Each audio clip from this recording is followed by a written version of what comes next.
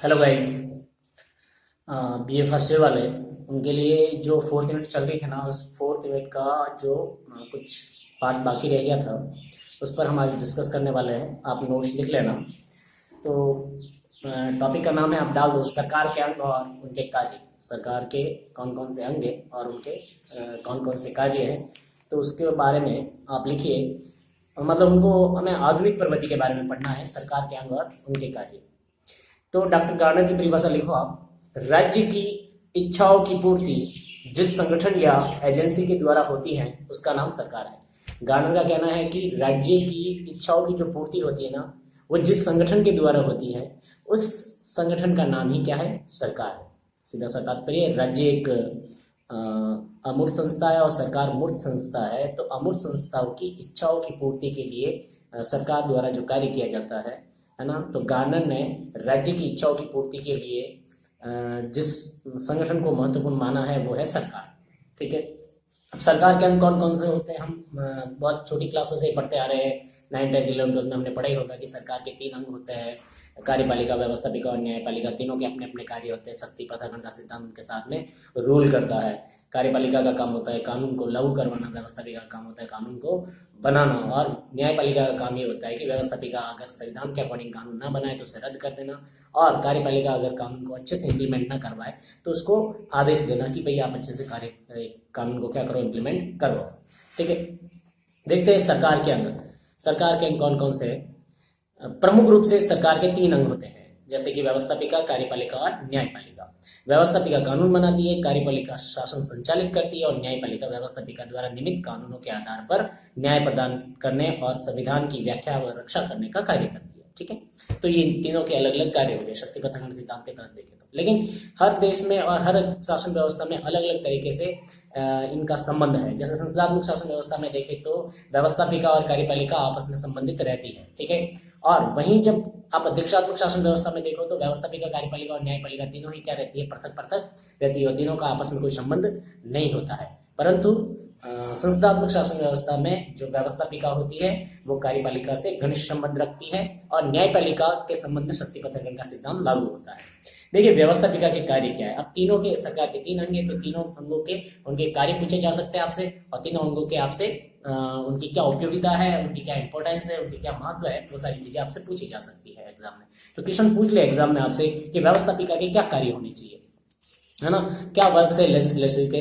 तो आप देखिए लेजिस्लेटिव के 3 काम कौन कौन से। नंबर 1 देखो, कानून निर्माण संबंधी कार्य करना। पहला ही कार्य है व्यवस्थापिका का कानून निर्माण संबंधी कार्य करना। सीधी सी बात है, कानूनों का निर्माण विभिन्न तरीकों से होता है। किसी देश में कानून बहुत कठोर प्रक्रिया के माध्यम से बनते हैं, किसी देश में कानून बहुत सरल प्रक्रिया के माध्यम से बनते हैं। जैसे संविधान संशोधन होता है वैसे ही कानून बनने का होता है। अब वो अलग अलग प्रोसेस से, अलग अलग बहुमत के माध्यम से वो कानून सदन से पास होते हैं और विभिन्न सदनों में जाकर वो फिर फाइनली देश का सर्वोच्च जो राष्ट्रपति है वहां जाता है और वहां साइन करने के बाद वो कोई भी देखो कानून निर्मित होता है। कानून निर्मित होने का प्रोसेस है सीधा सा कि कोई भी कानून भले चाहे वो जिस सदन में रखे, हम भारत के संदर्भ में बात कर ले तो वो कानून नहीं होता है, वो विधेयक होता है, बिल होता है। जब तक कि उस पर राष्ट्रपति सिग्नेचर नहीं कर लेता, जब तक कि राष्ट्रपति अपनी सहमति नहीं देता, तब तक वो कानून नहीं बन जाता। वो सिर्फ एक विधेयक के रूप में, एक बिल के रूप में रहता है। ठीक है ना। वही विधेयक और वही बिल कानून कब बनता है? जब राष्ट्रपति उसके ऊपर सिग्नेचर कर देता है या अपनी सहमति प्रदान कर देता है। तो पहला काम व्यवस्थापिका का है कानून निर्माण संबंधी कार्य करना। लेकिन वही संसदात्मक शासन व्यवस्था में देखो तो कार्यपालिका का काम भी कानून निर्माण संबंधी कार्य होता है, क्योंकि कार्यपालिका में जो मंत्री होते हैं वो व्यवस्थापिका के अभिन्न अंग होते हैं, वो व्यवस्थापिका से ही निकले हुए होते हैं और व्यवस्थापिका में होने के नाते वो कोई भी विधेयक प्रस्तुत कर सकते हैं और उस विधेयक को कानून के रूप में पारित करवा सकते हैं। तो व्यवस्थापिका का पहला काम कानून निर्माण संबंधी कार्य। दूसरा काम लिखो आप, संविधान संशोधन का कार्य करना। व्यवस्थापिका का दूसरा काम होता है संविधान जो है उसमें संशोधन करना होता है। ठीक है ना। संशोधन करने का तात्पर्य, संशोधन कई प्रकार से होते हैं। जैसे भारतीय संविधान के संदर्भ में हम देखें तो भारतीय संविधान में संशोधन 2 प्रकार से होता है। हाँ, आपका कहना सही है कि संशोधन 3 प्रकार से होते हैं, लेकिन वास्तव में संशोधन का जो प्रकार है वो 2 ही प्रकार है, क्योंकि जो साधारण बहुमत से जो संशोधन होते हैं ना, वो संविधान संशोधन नहीं गिने जाते।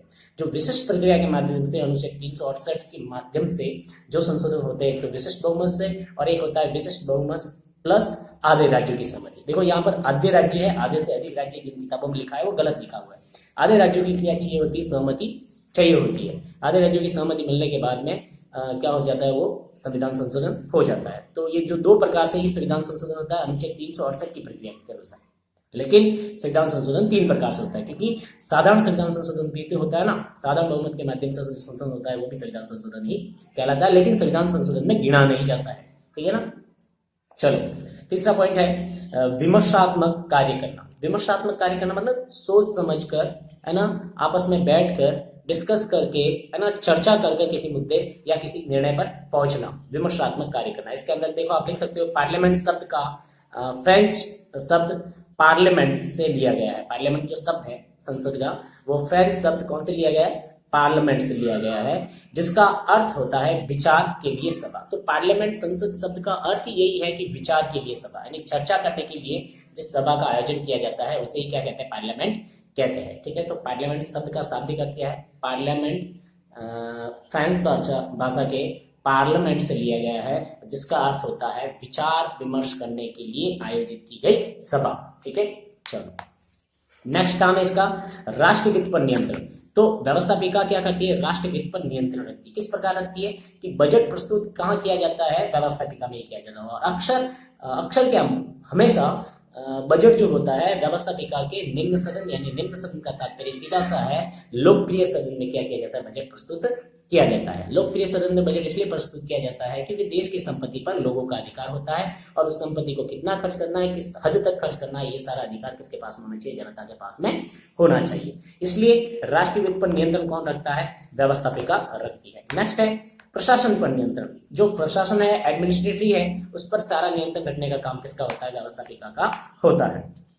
नेक्स्ट है न्याय संबंधी कार्य करना। ठीक है ना। न्याय संबंधी कार्य व्यवस्थापिका किस प्रकार करती है, भारतीय संसद के संदर्भ में देखें तो जब भी किन के खिलाफ, न्यायाधीश के खिलाफ महाभियोग प्रस्ताव लाया जाता है, तब एक जो सदन है उसमें कमेटी बनाई जाती है, और वो कमेटी उस पर जांच पड़ताल करती है, तो वो एक न्यायालय के रूप में कार्य करती है। सेकंड, हम जब देखें कि 2009 तक, जब तक ब्रिटेन में वो नहीं बना था, जिसको हम कहते हैं कि भाई सर्वोच्च न्यायालय नहीं बना था, तब तक लॉर्ड सभा जो थी वो न्यायालय संबंधी ही कार्य करती थी। लॉर्ड सभा के जो पीयर्स होते थे वो न्यायालय संबंधी कार्य करते थे। ठीक है। नेक्स्ट व्यवस्थापिका का काम है न्याय संबंधी कार्य करना, हो गया। फिर नेक्स्ट है निर्वाचन संबंधी कार्य करना। निर्वाचन संबंधी कार्य भारतीय संदर्भ में हम देखें तो राष्ट्रपति उपराष्ट्रपति का निर्वाचन कौन करती है, भारतीय संसद, और देश के विभिन्न राज्यों की जो विधानसभा है वो क्या करती है, राष्ट्रपति और राष्ट्रपति का निर्वाचन करती है, और उपराष्ट्रपति का निर्वाचन लोकसभा और राज्यसभा के निर्वाचित सदस्य क्या करते हैं, उनका निर्वाचन करते हैं। तो संसद कुछ सदस्यों का निर्वाचन करने संबंधी कार्य भी करती है। ठीक है।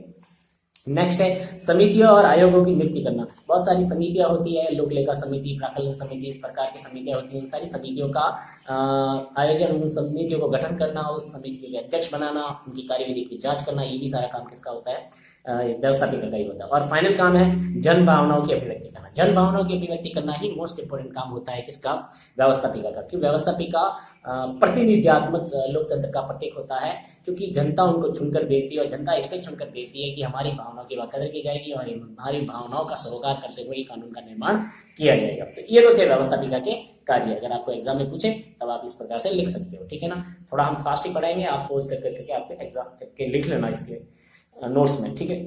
नेक्स्ट देखिए, नोट डाल के लिखो, व्यवस्थापिका 2 प्रकार की हो सकती है। व्यवस्थापिका कितने प्रकार की हो सकती है, 2 प्रकार की हो सकती है, एकल सदनीय और द्विसदनीय। वर्तमान में द्विसदनीय व्यवस्थापिका ज्यादा लोकप्रिय है। ठीक है। एकल सदनीय व्यवस्थापिका के एग्जांपल मैं आपको चाइना को दे दूंगा। चाइना में एकल ही सदन है, लेकिन व्यवस्थापिका द्विसदनात्मक होगी तो बहुत अच्छा होगा, क्योंकि जब कोई भी कानून बनेगा तो वो 2 सदनों से निकलेगा। 2 सदनों से निकलने पर उसमें कोई त्रुटि होगी तो क्या हो जाएगा, उसमें सुधार हो जाएगा। अदरवाइज क्या होगा कि जैसा एक सदन में मनमर्जी चले वैसे वैसे काम हो गया, ऐसा नहीं होना चाहिए। द्विसदनात्मक व्यवस्थापिका अभी विश्व में क्या है, लोकप्रिय है। ठीक। देखिए, द्विसदनात्मक व्यवस्थापिका के पक्ष में फिर क्वेश्चन पूछा जाएगा कि वर्तमान में विश्व में कौन सी व्यवस्थापिका प्रचलित है, तो आप बताओगे द्विसदनात्मक व्यवस्थापिका। अगर क्वेश्चन ऐसे पूछ ले द्विसदनात्मक व्यवस्थापिका के पक्ष में तर्क दीजिए, तो आपको कौन कौन से तर्क देने वो देखिए। नंबर 1, प्रथम सदन की मनमानी पर रोक। 2 सदन होंगे तो प्रथम सदन जो मनमानी करेगा उस पर रोक लग सकती है। फास्ट पढ़ा देता हूँ, देख लो। प्रथम सदन की मनमानी पर क्या लग सकती है, रोक लग सकती है अगर 2 सदन है तो। फिर अविचारपूर्ण कानून निर्माण पर रोक। बिना विचार किए कोई भी कानून निर्माण अगर करेगा कोई एक सदन, तो दूसरा सदन उस पर विचार करके उसमें सुधार कर सकता है, इसलिए 2 सदन होना बहुत जरूरी है। तो अविचारपूर्ण कानून निर्माण पर क्या लग जाती है, रोक लग जाती है। तीसरा है सभी वर्गों का प्रतिनिधित्व। 2 सदन होंगे तो 2 सदनों में सभी वर्गों को क्या मिल सकता है, प्रतिनिधित्व मिल सकता है, ठीक है ना। मात्र एक सदन होगा तो उसमें सभी वर्गों का प्रतिनिधित्व मिलना मुश्किल होता है। लेकिन 2 सदनों में फायदा ये भी है, एक तो जनता का सदन हो सकता है, दूसरा राज्यों का सदन हो सकता है, अगर कई संस्थाओं में शासन व्यवस्था है तो, ठीक है। चौथा पॉइंट है द्विसदन व्यवस्था के पक्ष में कि कार्य विभाजन से लाभ, ठीक है ना, कार्यों में विभाजन हो जाता है, इसकी वजह से लाभ मिलता है, सभी को मिलता है और सभी के लिए फायदेमंद रहता है। पांचवा है जनमत निर्माण में सहायक। 2 सदन होंगे तो वो जनमत का निर्माण अच्छे से कर पाएंगे। जनमत का निर्माण करना मतलब स्वस्थ जनमत का निर्माण करना होता है। स्वस्थ जनमत का तात्पर्य होता है कि जनता जागरूक हो, समझदार हो, अपने लिए क्या सही है क्या गलत है, कौन सा कानून अच्छा है कौन सा बुरा है, उस पर अच्छे से वो क्या कर सके, डिसाइड कर सके, ठीक है। नेक्स्ट है स्वतंत्रता की रक्षा का साधन। 2 सदन अगर होंगे तो दूसरा सदन पहले सदन की स्वतंत्रता की रक्षा करेगा, या फिर जनता की स्वतंत्रता की रक्षा के लिए बहुत जरूरी है कि 2 सदन होने चाहिए, नहीं तो एक सदन क्या हो जाएगा, निरंकुश हो जाएगा और वो चाहे जैसे कानून पारित करके जनता के ऊपर निरंकुश शासन स्थापित कर सकता है, ठीक है। नेक्स्ट है 7वां पॉइंट कार्यपालिका की स्वतंत्रता में वृद्धि। जैसे ही व्यवस्थापिका 2 सदनात्मक होगी तो कार्यपालिका की जो स्वतंत्रता है उसमें क्या हो जाएगी, वृद्धि हो जाएगी और कार्यपालिका को काम करने के लिए स्वतंत्रता मिलनी चाहिए, ठीक है। नेक्स्ट है अनुभवी लोगों का सदन। एक सदन तो होता है निम्न, एक होता है उच्च। जो उच्च सदन होता है वो अनुभवी लोगों का सदन होता है। बिकॉज वाई, क्योंकि उसमें जो सदस्य बैठते हैं उनकी आयु सीमा निम्न सदन के सदस्यों से ज्यादा होती है। जस्ट लाइक एग्जांपल, भारत में लोकसभा के सदस्यों की आयु होती है 25 वर्ष मिनिमम, है ना, लेकिन वहीं राज्यसभा के सदस्यों की आयु की बात करें तो वो होती है 30 वर्ष, ठीक है। तो इसलिए उनको बुद्धिजीवियों का सदन, उच्च सदन को कहते हैं, ठीक है, और अनुभवियों का सदन भी उसको कहते हैं, ठीक है ना। नेक्स्ट है अंतिम है द्विसदनात्मक व्यवस्थापिका के संदर्भ में जो पक्ष है वो अंतिम पक्ष ये है कि संघ राज्य के लिए आवश्यक जो संघात्मक शासन व्यवस्था होती है ना, उन राज्यों के लिए द्विसदनात्मक व्यवस्थापिका होना बहुत ही कंपल्सरी नीडेड है। एक तरह से देखें तो बहुत जरूरी आवश्यक है। बिकॉज वाई, क्योंकि एक सदन तो लोगों का प्रतिनिधित्व करता है, दूसरा सदन राज्यों का प्रतिनिधित्व करता है। जैसे हमारे भारत में देख ले संघात्मक शासन व्यवस्था है, लेकिन कैसी है, अर्ध संघात्मक शासन व्यवस्था है। तो भारत में एक सदन तो करता है लोकसभा जो है वो लोगों का प्रतिनिधित्व, दूसरा सदन जो है राज्यसभा वो करता है राज्यों का प्रतिनिधित्व। वहीं हम अमेरिका जैसे संघात्मक शासन व्यवस्था में देखें तो वहां पर जो कांग्रेस है उसके 2 सदन है। कांग्रेस का मतलब वहां की संसद, उसके 2 सदन है। पहला सदन जो है जिसको उच्च सदन कहे हम, पहला सदन निम्न सदन होगा जो प्रतिनिधि सभा है। प्रतिनिधि सभा करती है जनता का प्रतिनिधित्व। प्रतिनिधि सभा से ही हमें अर्थ पता चल जाता है, प्रतिनिधि का मतलब जनता का प्रतिनिधित्व। दूसरा सदन जो उच्च सदन है वो है सीनेट। कौन सा है, सीनेट। और सीनेट का काम क्या होता है, जो जितने भी राज्य है उन राज्यों का क्या करना, प्रतिनिधित्व करना। तो अमेरिका में 50 राज्य है और सीनेट की सदस्य संख्या 100 है, यानी कि प्रत्येक राज्य से 2 सेनेटर आते हैं, तो सभी राज्यों को समान प्रतिनिधित्व प्राप्त है। तो कहने वाले जहां संघात्मक शासन व्यवस्था है वहां पर द्विसदनात्मक व्यवस्थापिका का होना बहुत जरूरी है। अब देखिए द्विसदनात्मक व्यवस्थापिका के विपक्ष में तर्क कभी कभी पूछा जाता है कि द्विसदनात्मक व्यवस्थापिका अच्छी है या बुरी है। द्विसदनात्मक व्यवस्थापिका के विपक्ष में क्या लिखो, अपने तर्क लिखो या फिर अपने पहलू बताओ।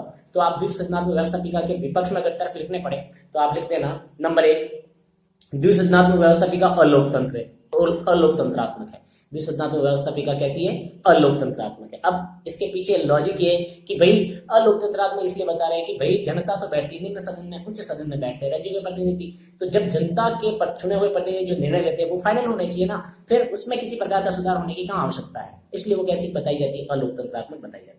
फिर दूसरा उसका विपक्ष का पॉइंट है कि रूढ़िवादिता का गढ़। जो दूसरा सदन जो होता है वो रूढ़िवादिता का गढ़ होता है, क्योंकि बड़े बुजुर्ग लोग उसमें बैठते हैं। जैसे वो एक मुख्यतः रूढ़िवादी का गढ़ कहा गया है किनके लिए, लॉर्ड सभा के लिए, जो इंग्लैंड की है। इंग्लैंड की लॉर्ड सभा में क्या है, बुजुर्ग लोग बैठते हैं, पियर बैठते हैं, उसमें बहुत सारे पोप बैठते हैं, इसलिए वो क्या है, वंशाणु के सदस्य भी उसमें आते हैं, तो कहते हैं उसको रूढ़िवादिता का गढ़ कहा गया है।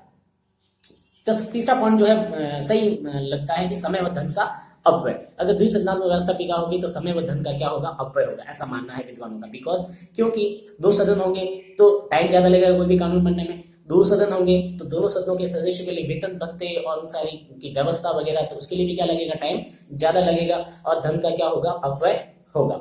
ठीक, अगला तर्क है जो विपक्ष में है द्विसदनात्मक व्यवस्थापिका की, फिर दूसरे सदन के संगठन की समस्या। दूसरे सदन के संगठन की बहुत सारी क्या होती है, समस्या होती है, उनका भी क्या करना होता है, सुधारा करना होता है। वो समस्या बहुत प्रकार की, लेकिन हम यहाँ पर बहुत सारे डीप में उसकी चर्चा ना करें, हमें सिर्फ वहां पे पॉइंट लिखकर समझाना है एग्जाम में। नेक्स्ट है कि दूसरा सदन अनावश्यक है। बहुत सारे विद्वानों का मानना है कि दूसरा सदन क्या है, अनावश्यक है। वो अक्सर क्या करता है, जो पहले सदन ने जो कानून पास किया है उसको वो क्या कर देता है, पास कर देता है, तो फिर दूसरे सदन की जरूरत ही क्यों है, ठीक है ना।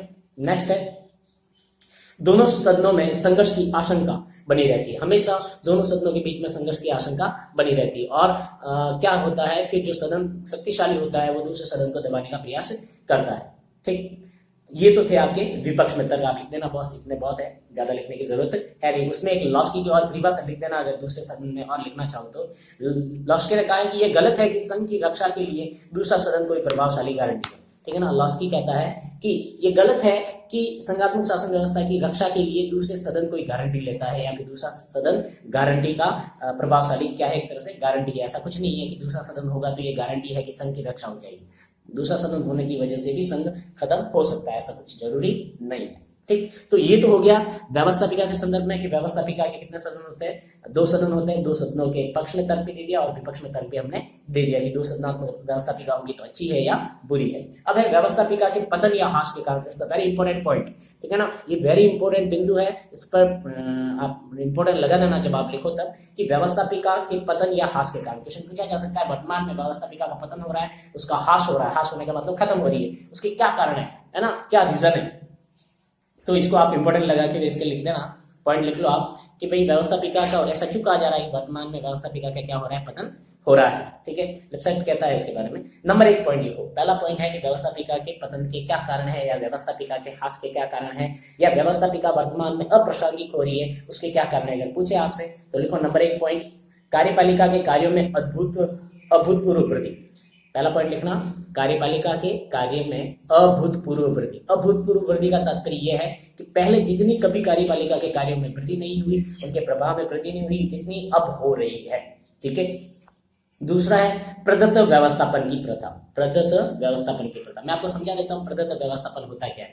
जस्ट एग्जांपल, मेरे पास कुछ अधिकार है, ठीक है, और आप में से मैं किसी एक को मेरे अधिकार देता हूं कि तुम मेरे नाम पर ये काम करो, तो ये होता है प्रदत्त व्यवस्थापन। तो तुम मेरे नाम पर वो काम करते हो, अगर वो काम कुछ गलत होगा तो उसकी गारंटी मेरी होगी, उसकी जिम्मेदारी मेरी होगी, आपको कोई कुछ नहीं कहेगा। तो कहने का मतलब ये है, जो प्रदत्त व्यवस्थापन जो चल रहा है ये क्या है, कार्यपालिका की शक्तियों में वृद्धि करता है और व्यवस्थापिका की शक्तियों को कम करता है। इसलिए व्यवस्थापिका का क्या हो रहा है, वर्तमान में ह्रास हो रहा है या फिर उसके प्रभाव में क्या आ रही, कमी आ रही है।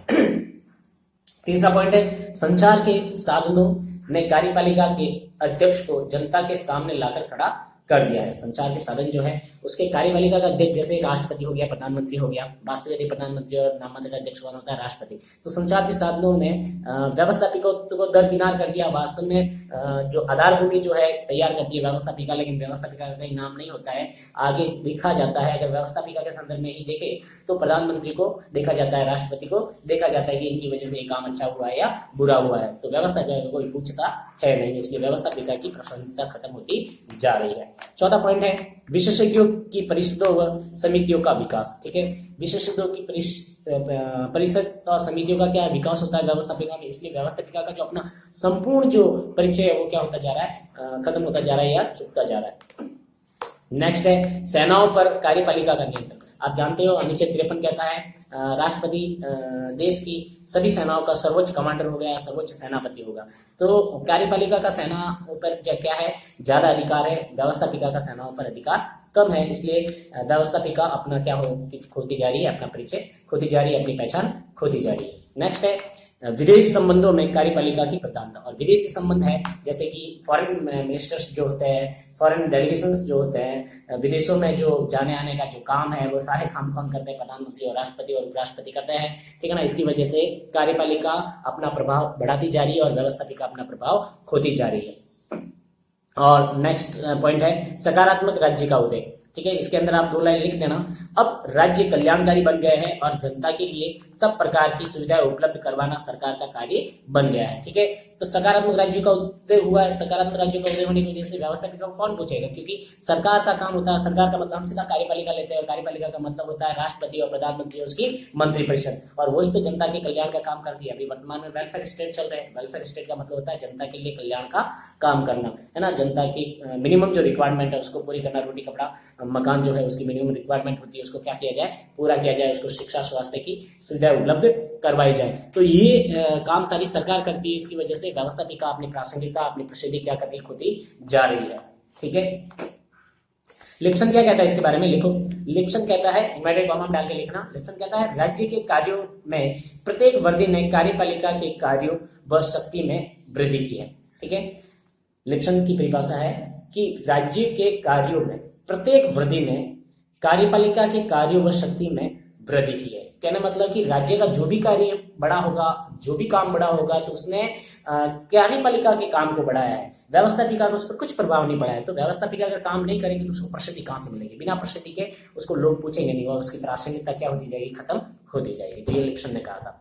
एक नेक्स्ट पॉइंट लिखो, 8वां, कार्य व्यवस्थापिका के ह्रास के कारण या व्यवस्थापिका के पतन के कारण। 8वां कारण लिखो, बड़े बड़े अनुशासित दलों का विकास। बड़े बड़े अनुशासित दल डेवलप हो गए हैं, तो वो व्यवस्थापिका जो होती है वो एक दलों के टुकड़ों के रूप में जानी जाती है कि बहुत सारे दलों से मिलकर व्यवस्थापिका बन रही है ना। तो उसमें जो अनुशासित दल है, तो दलों की पहचान होती है, व्यवस्थापिका की पहचान नहीं होती। कोई ये नहीं कहता कि व्यवस्थापिका ने ये कहता है, कोई सब यही कहते हैं कि भाजपा ने ये किया, कांग्रेस ने वो किया, है ना। अगर दूसरे देशों में देखो तो दूसरे देशों में जो बड़े दल है उन दलों की बात होती है, व्यवस्थापिका की बात कोई करता नहीं। इसलिए व्यवस्थापिका की इच्छा क्या हो रही है? उसका पतन होता जा रहा है, उसका ह्रास होता जा रहा है। 9वां पॉइंट है कि व्यवस्थापिका में साधारण योग्यता के व्यक्तियों की भरमार है। कहने मतलब जो अंगूठे छाप भी आ जाते हैं, साधारण व्यक्ति आ जाते हैं, बस चुन के आते हैं, दलों के टिकट पर चुन के आ जाते हैं, उनके पास अपनी कोई विशेष योग्यताएं नहीं होती है। इसकी वजह से वो लोग अपना प्रभुत्व नहीं दिखा पाते, अपना वर्चस्व नहीं दिखा पाते और अपनी पहचान नहीं बना पाते। इसकी वजह से व्यवस्थापिका के क्या हो रहा है? पतन हो रहा है। और अंतिम फाइनल पॉइंट है, व्यवस्थापिका के पतन का क्या कारण है या व्यवस्थापिका का ह्रास का क्या कारण। मुझे लग रहा है कि आपके एग्जाम में क्वेश्चन पूछा जा सकता है कि व्यवस्थापिका के पतन के क्या कारण है या व्यवस्थापिका के ह्रास के क्या कारण। तो अंतिम पॉइंट लिख लो, व्यवस्थापिका पर मंत्रिमंडल का हावी होना। व्यवस्थापिका पर कौन हावी होती है? मंत्रिमंडल या मंत्रिपरिषद व्यवस्थापिका पर क्या होती है? हावी होती है ना। मंत्री जी जो बिल रखते हैं वो बिल पास हो जाते हैं, और व्यवस्थापिका को कॉमन सदस्य या नॉर्मल सा व्यक्ति अगर बिल रखता है तो वो बिल पास भी नहीं होता है।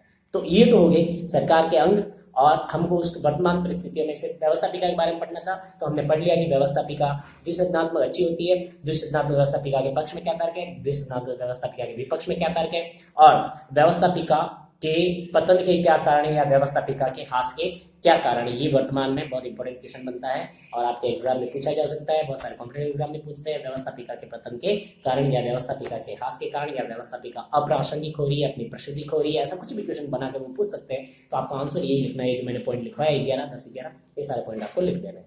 ठीक है, अच्छा 4th यूनिट का एक टॉपिक और बाकी रहता है आपके, उस टॉपिक की हेडिंग डाल दो, वो भी आज मैं आपको पढ़ाई देता हूँ। आपकी 4th यूनिट आज कंप्लीट कर देता हूँ ताकि आप अवसाद से मुक्त हो जाओ। और फिर आपकी जो सेकंड बुक है प्लेटो तो है नहीं, आपके ये सारे इंडियन पॉलिटी है ना, तो इंडियन थॉट्स है। तो इंडियन थॉट में आपके सारे कौटिल्य, शुक्र, मनु, विवेकानंद, दयानंद सरस्वती, ये सारे मैं आपको एक बाय करके आपको पढ़ा दूंगा। लेकिन अभी एक टॉपिक और बाकी रह रहा है आपके 4th यूनिट का, उसकी हेडिंग डाल दो, शक्तियों के विभाजन और नियंत्रण तथा संतुलन का सिद्धांत। ये बहुत इंपॉर्टेंट क्वेश्चन है, ये क्वेश्चन एग्जाम में बनता ही बनता है। ठीक है ना, क्वेश्चन बनेगा शक्तियों के विभाजन और नियंत्रण और संतुलन के सिद्धांत की व्याख्या कीजिए। ठीक है, तो ये पूरा ही पूरा मैं आपको समझा देता हूँ, लिखवा देता हूँ। शक्तियों के विभाजन और नियंत्रण और संतुलन का सिद्धांत दिया था मॉन्टेस्क्यू ने। किसने दिया था? मॉन्टेस्क्यू ने। कब दिया था? 1748 में दिया था। कब दिया था? 1748 में दिया था। उसने अपनी बुक लिखी थी द स्पिरिट ऑफ लॉज, उसमें उसने अपना क्या क्या दिया था? ये शक्ति पथकरण के सिद्धांत और संतुलन और नियंत्रण और संतुलन का सिद्धांत को अपनाया था।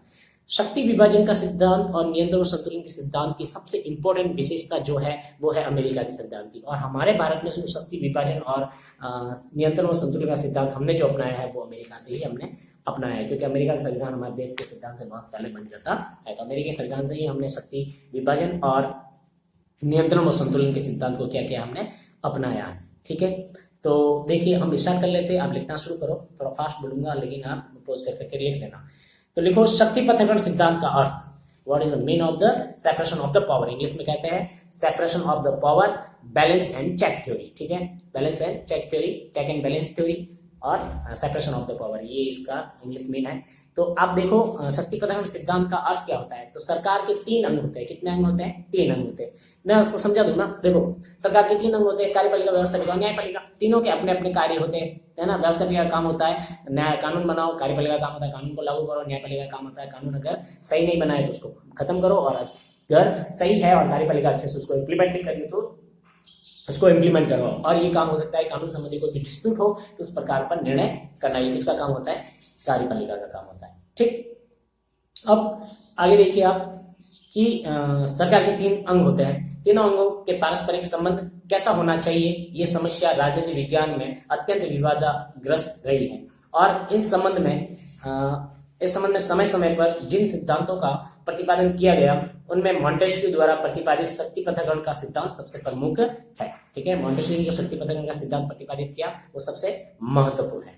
मॉन्टेस्क्यू ने कहा कि इसमें प्रत्येक अपने क्षेत्र में स्वतंत्र होना चाहिए, उसे अपने कार्य क्षेत्र तक सीमित रहना चाहिए और उसके द्वारा दूसरे अंगों के कार्यों को प्रभावित करना या उस पर नियंत्रण स्थापित करने की चेष्टा नहीं करनी चाहिए। ठीक है, मॉन्टेस्क्यू ने कहा कि प्रत्येक अंग को अपना अपना काम करना चाहिए, किसी को एक दूसरे के काम में हस्तक्षेप नहीं करना चाहिए और किसी को एक दूसरे के काम को प्रभावित नहीं करना चाहिए, सब अपना अपना काम करेंगे तो ये है शक्ति पृथक्करण का सिद्धांत। अब क्या था, मॉन्टेस्क्यू एक फ्रेंच लेखक था। कैसा लेखक था? फ्रांस का लेखक था, और जिसने अपनी पुस्तक द स्पिरिट ऑफ लॉज, जो मैंने आपको पहले बता दी, द स्पिरिट ऑफ लॉज में शक्ति पृथक्करण सिद्धांत की व्याख्या की। मॉन्टेस्क्यू ने अपनी पुस्तक द स्पिरिट ऑफ लॉज में शक्ति पृथक्करण सिद्धांत की क्या की थी? व्याख्या की थी। ठीक है, तो ये व्याख्या उसने अपने किताब में की और ये बताया कि कोई भी अंग एक दूसरे के कार्य में हस्तक्षेप न करे, सभी अपने अपने कार्य करें और इस प्रकार से शासन व्यवस्था अच्छे तरीके से चलेगी।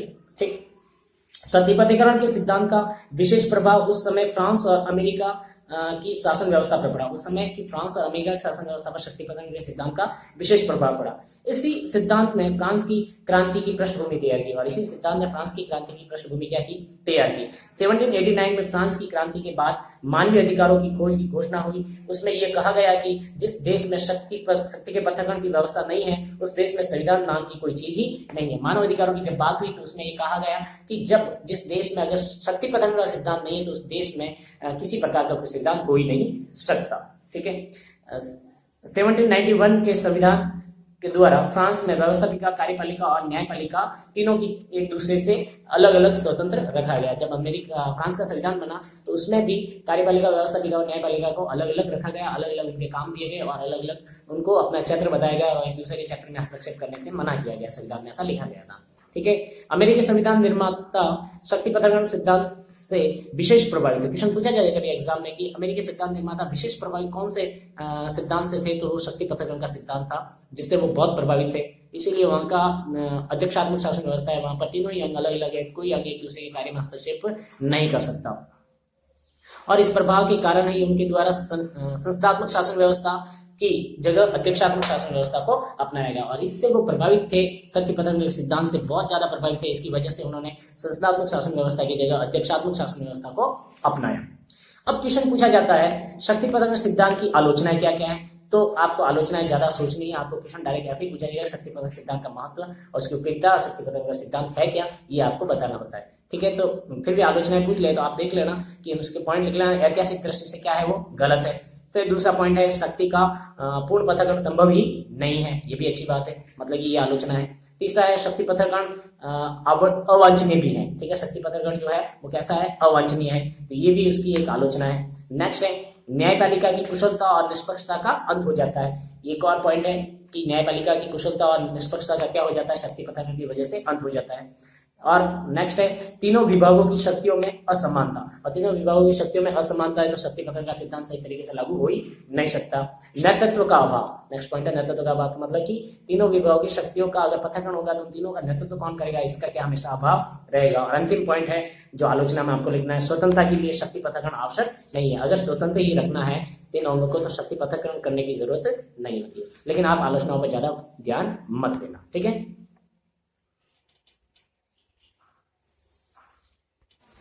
अब है शक्ति पृथक्करण का आधुनिक रूप, मतलब कि नियंत्रण व संतुलन का सिद्धांत। मतलब शक्ति पृथक्करण तो है लेकिन मॉन्टेस्क्यू ने उसके साथ में एक चीज और दी थी, नियंत्रण और संतुलन का सिद्धांत। मतलब कि शक्ति पृथक्करण है लेकिन उसके साथ में बैलेंस और चेक थ्योरी भी चलेगी।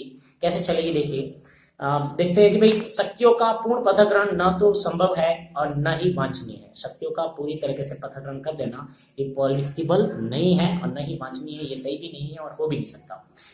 शासन के विविध अंगों का पारस्परिक संबंध उपयोगी और आवश्यक है, और शासन के विभिन्न अंग जो है, जैसे 3 अंग है, तीनों अंगों का पारस्परिक संबंध भी जरूरी है और साथ साथ उनका चलना भी जरूरी है। ठीक है ना, ये उपयोग तभी आएगा और जरूरी भी है ना, क्योंकि अगर अलग अलग काम करेंगे तो उनके बीच में किसी प्रकार का कोई संबंध नहीं होगा तो कोई बहुत आगे निकल जाएगा, कोई बहुत पीछे रह जाएगा कि किधर जा रहा है, कोई किधर जा रहा है। तो उन तीनों को साथ में रखने के लिए मॉन्टेस्क्यू ने एक थ्योरी और दी जिसका नाम था बैलेंस एंड चेक थ्योरी, जिसको कहते हैं नियंत्रण व संतुलन का सिद्धांत। देखिए मैकआवर इसके बारे में क्या कहता है। मैकआवर कहता है समस्या का हल शक्ति पृथक्करण नहीं वरन इन तीनों में इस ढंग से संबंध स्थापित करना कि उत्तरदायित्व का योग्यता से संबंध विच्छेद न हो जाए। ठीक है ना। मैकआवर कहता है कि समस्या का हल शक्ति पृथक्करण नहीं है, समस्या का हल वो है कि इन तीनों में इस तरीके से संबंध स्थापित करना कि दोनों सब एक दूसरे के प्रति क्या रहे, उत्तरदायित्व रहे, है ना, रिस्पॉन्सिबल रहे, है ना। इसका मतलब ये नहीं हो सिर्फ कि भाई एक कुछ काम कर रहा है तो उसको किसी को जवाब ना देना पड़े।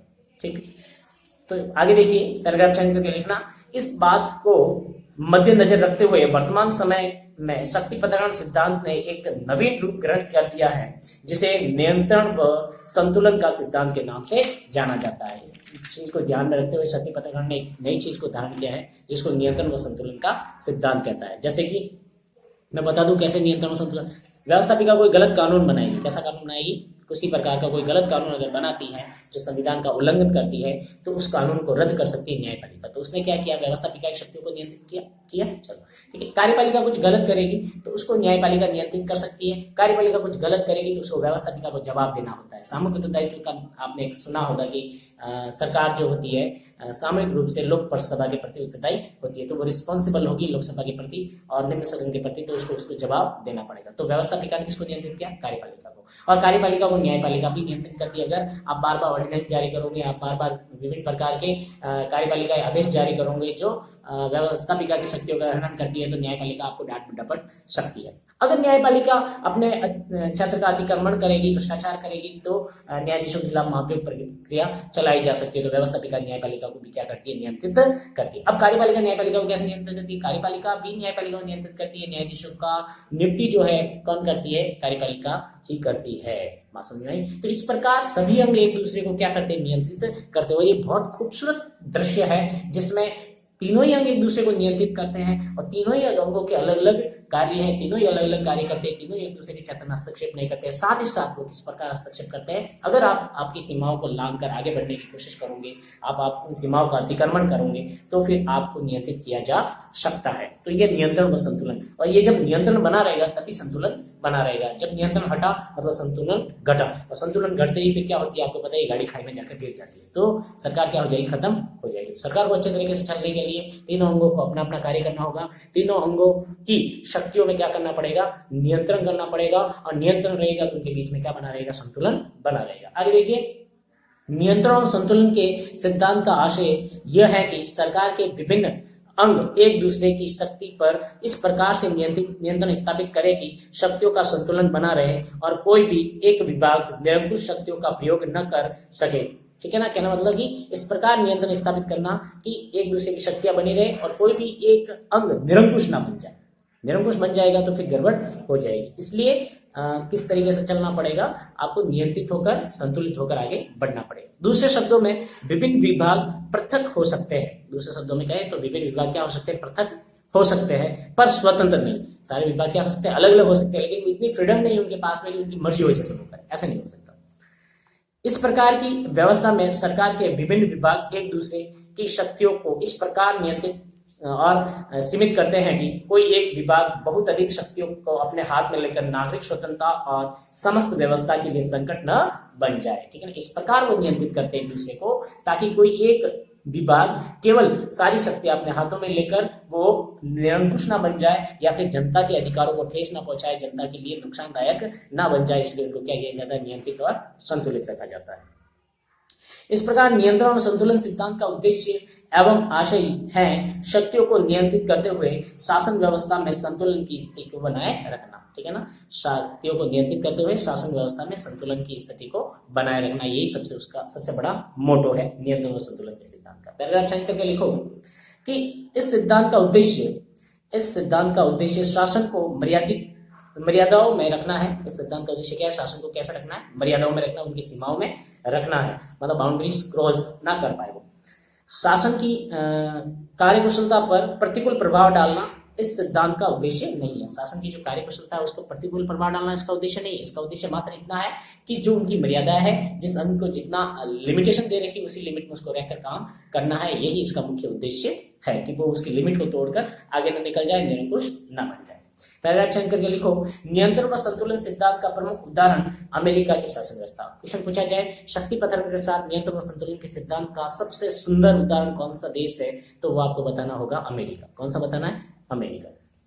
मेडिसन वहां के एक सिद्धांत निर्माता हुए थे, सिद्धांत निर्माता, उनका नाम है मेडिसन। उन्होंने क्या कहा देखिए, मेडिसन कहते हैं शक्ति पथन सिद्धांत का आशय यह नहीं कि व्यवस्थापिका न्यायपालिका का एक दूसरे से कोई संबंध न रहे, ठीक है ना। मेडिसन ने ये बात कही थी कि शक्ति पथन सिद्धांत हम रख रहे हैं, लेकिन उसका तात्पर्य ये नहीं है कि व्यवस्थापिका और न्यायपालिका के बीच में किसी प्रकार का कोई संबंध ना रहे। उनके बीच में संबंध रहेगा, दोनों एक दूसरे को नियंत्रित करेंगे, तभी संतुलन बना रहेगा। नहीं तो सरकार का वो जो होता है ऑटो देखा, ऑटो के 3 पहिए होते हैं, तीनों पहिए एक तरह से नियंत्रित रह गए तभी तो ऑटो चल पाता है, और तीनों जब बिखर जाएंगे इधर उधर तो क्या ऑटो चल पाएगा? नहीं चल पाएगा। इसलिए सरकार का नियंत्रित रहना जरूरी है, और सरकार के तीनों जब नियंत्रित रहेंगे तभी उसका संतुलन बना रहेगा और वो रोड पर चल पाएगा, नहीं तो कुछ नहीं हो सकता।